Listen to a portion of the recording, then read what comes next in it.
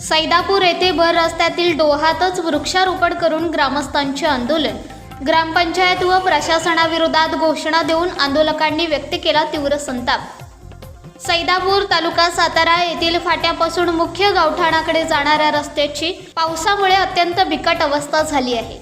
या रस्त्यातील पाण्याच्या डोहातून मार्गक्रमण करताना नागरिकांना नाहक त्रास सहन करावा लागतो। यामुळे सैदापूरमधील ग्रामस्थांनी भर रस्त्यावरील खड्ड्यातील डोहातच वृक्षारोपण करून आंदोलन छेडले। यावेळी सरपंचाचे पती यांनी आंदोलनस्थळी येऊन आरडाओरडा करत आंदोलन मोडीत काढण्याचा प्रयत्न केला। सैदापूर फाट्यापासून गावाकडे जाणाऱ्या मुख्य रस्त्यावरच मोठमोठे खड्डे पडून पूर्णतः रस्ता खराब झाला आहे। पावसामुळे या रस्त्यातील मोठमोठ्या खड्ड्यांमध्ये पाण्याचे डोह निर्माण झाले आहेत। या डोहातून अनेकदा वाहने आदळत असून रात्री अपरात्री छोटे मोठे अपघात झाले आहेत। या रस्त्याबाबत ग्रामपंचायत व संबंधित प्रशासनाकडे अनेकदा मागणी केली असता यावर अद्यापही कोणतीही उपाययोजना करण्यात आलेली नाही। अनेक वर्षापासून या अवस्थेत असलेल्या या रस्त्याला कोणीच वाली नसल्याचे लोकांमधून सांगण्यात आले। या रस्त्याबाबत तीव्र संताप व्यक्त करत युवक, महिला व ग्रामस्थांनी खड्ड्यातच वृक्षारोपण करून आंदोलन छेडले आहे। या आंदोलनावेळी ग्रामपंचायत व प्रशासनाविरोधात ताशेरे ओढत आमचा रस्ता झालाच पाहिजे, ग्रामपंचायतीचा धिक्कार असो अशा विरोधी घोषणा दिल्या।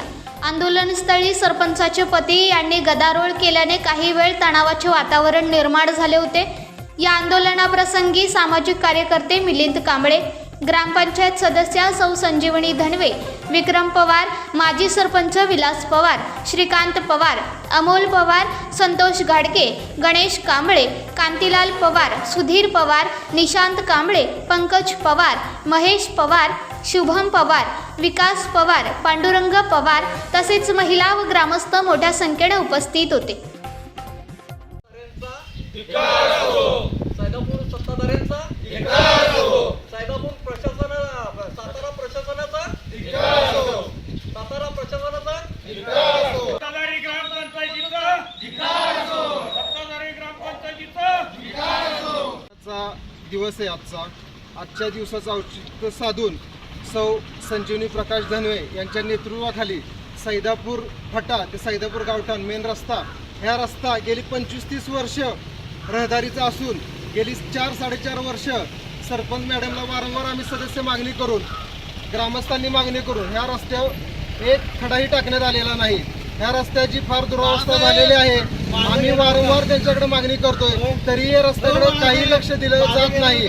आमची आज मागणी आहे 15 ऑगस्ट पर्यंत हा रस्ता जर व्यवस्थित झालेला नाही तर 15 ऑगस्ट दिवशी ग्रामपंचायत बाहेर आम्ही सर्वजण धनवे काकूंच्या नेतृत्वाखाली आत्मदान करणार आहोत। याची खबरदारी प्रशासनाने आणि सरपंच आणि त्यांच्या गटात शिल्लक राहिलेल्या सदस्यांनी घ्यावी ही आमची विनंती। सैदापूरला जाणारा हा मेन रस्ता आहे।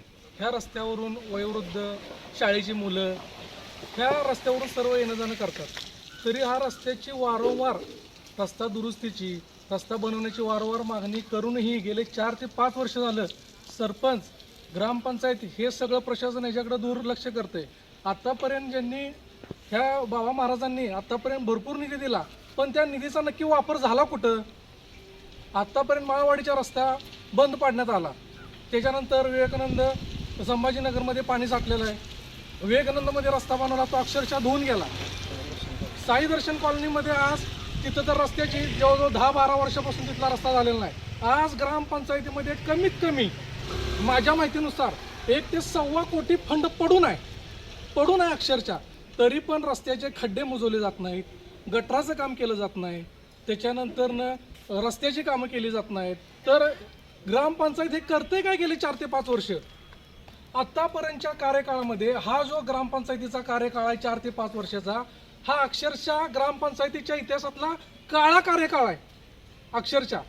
तरी यांना इथं सरपंच राहत नाहीत, इथं गावातली लोक ये जा करतात, सरपंच राहतात शाहपुरीत, तरी पण सरपंचाला हे ग्रामस्थ असून सुद्धा त्यांना लोकांच्या भावना का नाहीत कळत?